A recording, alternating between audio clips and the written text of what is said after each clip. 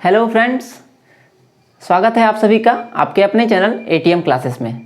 तो आज हम लोग इस वीडियो में डिस्कस करने वाले हैं बीएससी पार्ट 3 का सिलेबस। और ये सिलेबस जो है बेस्ड होगा मुंगेर यूनिवर्सिटी और भागलपुर यूनिवर्सिटी पर। ठीक है, तो इसमें आज हम लोग डिस्कस करने वाले हैं कि मैथ ऑनर्स में आपको क्या क्या पढ़ना होता है बीएससी पार्ट 3 में, उसके बारे में हम लोग जानेंगे। और जैसा कि आप लोग जान रहे हैं कि मुंगेर यूनिवर्सिटी में जो है ऑलरेडी एग्ज़ाम हो चुका है पार्ट 2 का, तो उन सभी को अब अपना पढ़ाई चालू कर देना है। रिजल्ट का इंतज़ार बिल्कुल उनको नहीं करना है। और जो मुंगेर यूनिवर्सिटी के भागलपुर यूनिवर्सिटी के छात्र हैं उनका एग्ज़ाम पार्ट 3 का होने वाला है। 1 दिसंबर से डेट आया हुआ है, लेकिन उसमें भी हो सकता है कि कुछ डिले हो जाए या नहीं भी हो, तो दिसंबर में ही चांसेस है कि आपका एग्ज़ाम हो जाएगा। ठीक है, और मैथ्स का जो उसमें रूटीन जो आया हुआ है उसमें मैथ्स का नहीं दिया गया है, तो बाद में बोला गया है कि उसको ऐड ऑन कर दिया जाएगा। ठीक है, तो हम लोग ब्रीफ में डिस्कस करेंगे। किसी भाई ने कहा था कि सिलेबस को डिस्कस कर देने के लिए पार्ट 3 का भी, हालांकि ऑलरेडी मैंने पार्ट 1 का डाल दिया है और ये सिलेबस मैं एकदम ब्रीफली डिस्कस करने वाला हूँ। इसको डिटेल में नहीं जाऊँगा, सिर्फ आपको ओवरव्यू यहाँ से मिल जाएगा। अगर आपको डिटेल में सिलेबस जानना हो तो आप कमेंट कीजिएगा, मैं इसके लिए फिर से डिटेल सिलेबस के लिए अलग से वीडियो बना दूंगा। तो सबसे पहले आपको ये जानना है कि बीएससी पार्ट 3 में जो है क्या होता है, आपको सिर्फ ऑनर्स पेपर ही पढ़ना होगा। ठीक है, अभी तक पार्ट 1 में आप लोगों ने पेपर 1 और 2 पढ़ा होगा और पार्ट 2 में पेपर 2 और 3 पढ़ा होगा। अब पार्ट 3 में आपको जो पढ़ना है पेपर 5, 6, 7 और 8 पढ़ना है। ठीक है, मतलब कि चारों पेपर आपको ऑनर्स पेपर पढ़ना है और एक पेपर जो आपका होगा कंपलसरी पेपर, वो होगा जीके जीएस। ठीक है, हालांकि इसके पहले जो आपको होता था 2 पेपर आपको ऑनर्स पेपर पढ़ना होता था और जो 3 पेपर होता था उसमें फिजिक्स, केमिस्ट्री और हिंदी इंग्लिश, जो भी आपने सब्जेक्ट सेलेक्ट किया होगा उसके अनुसार एग्जाम होता था। लेकिन अब जो पार्ट 3 में आपका 4 पेपर ऑनर्स पेपर ही होगा। ठीक है, आपका जिस भी ऑनर्स से आप हैं, चाहे वो बीएससी हो या बीए हो, किसी भी ऑनर्स से हो। हालांकि यहाँ पे मैं अभी मैथ्स को लेकर डिस्कस करने वाला हूँ।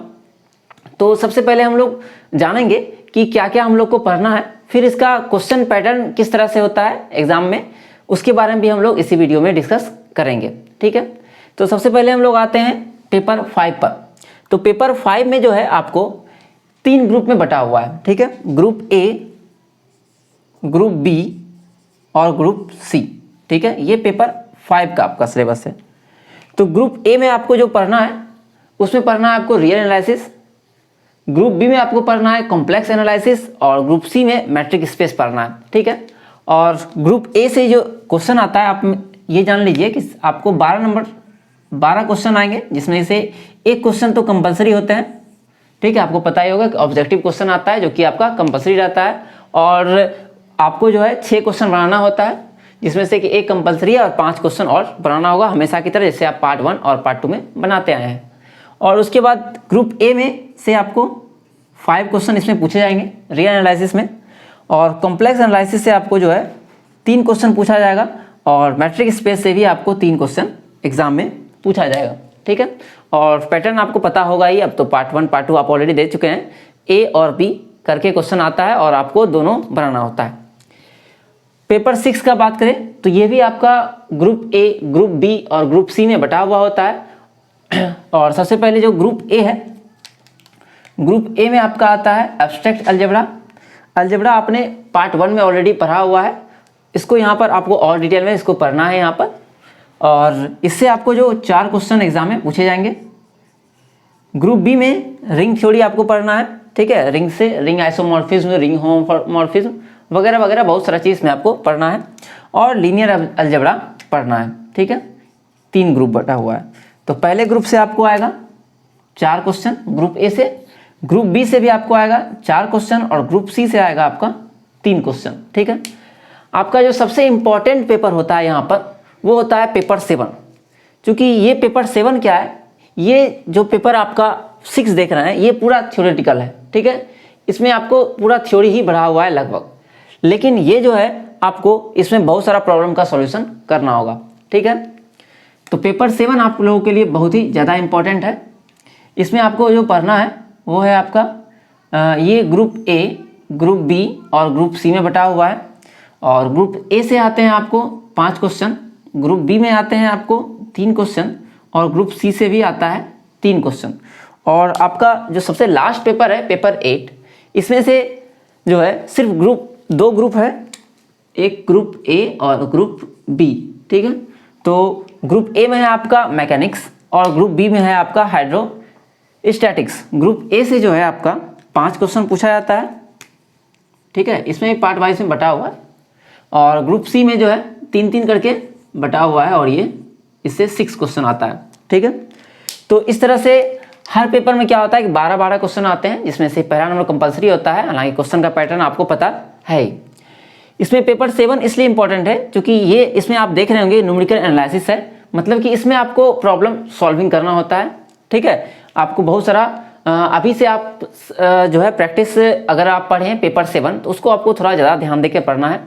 और बाकी ये पेपर दोनों पेपर आपका जो है थ्योरेटिकल पेपर है, ठीक है। और पेपर 5 भी इसमें कुछ थ्योरी है और कुछ चूँकि कन्वर्जेंस डाइवर्जेंस है, इसमें भी आपको कुछ प्रॉब्लम बनाना होगा। कंटिन्यूटी डिफरेंशियबिलिटी वगैरह भी री एनालिसिस में आपका है।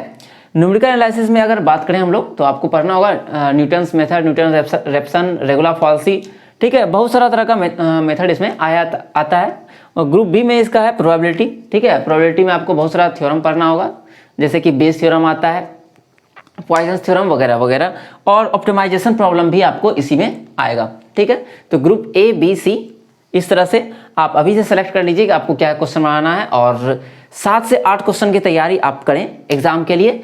और जितना भी आप पढ़ें, लेकिन पहले कोशिश कीजिए कि आप पहले 5 क्वेश्चन को पूरी तरह से अपना पक्का कर लीजिए कि ये 5 क्वेश्चन किसी एक पेपर से हमको बनाना है। फिर 6 कीजिए उसको, और फिर उसको 7 से 8 तक ले जाइए। और 8 क्वेश्चन का तैयारी करके मैक्सिमम आपका अगर इच्छा है तो बहुत ज़्यादा आप करना चाह रहे हैं तो 9 क्वेश्चन का भी तैयारी आप कर सकते हैं। लेकिन मेरे हिसाब से 7 से 8 क्वेश्चन का तैयारी आप करके जाइए और आपके एग्ज़ाम में मार्क्स बहुत ही अच्छे होंगे, ठीक है। तो अगर आपको ये वीडियो जो है ठीक लगा है तो लाइक बटन दबा सकते हैं। और अगर डिटेल में इसका चाहिए कि रियल एनालिसिस में आपको जानना हो कि क्या क्या टॉपिक आपको पढ़ने हैं तो ये भी आप कमेंट में कीजिएगा, तो उसके लिए मैं अलग पेपर का अलग अलग वीडियो बनाकर आपको डालूंगा, ठीक है। तो और इसी पर आपको जो है सजेशंस वगैरह भी हेल्प मिल जाएगी।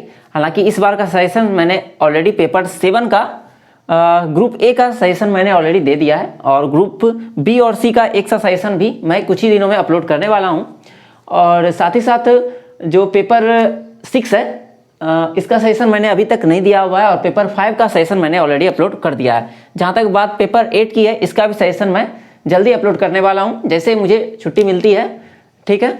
तो मैं कोशिश करूंगा कि आपके लिए पेपर 8 और पेपर 6 का सजेशन पहले दूं, उसके बाद मैं बाकी का भी जो छूटा हुआ है आपको, जैसे इसमें सिर्फ न्यूमेरिकल एनालिसिस का सजेशन मैंने दिया हुआ है 5 क्वेश्चन का, तो ये दोनों का भी सजेशन मैं टाइम मिलने पर आपको जरूर दूंगा। क्योंकि आपका 1 मंथ अभी है तो मैं कोशिश करूंगा टाइम निकालने का और आपको सजेशन प्रोवाइड कराने का। तो मिलते हैं अगले वीडियो में, तब तक धन्यवाद।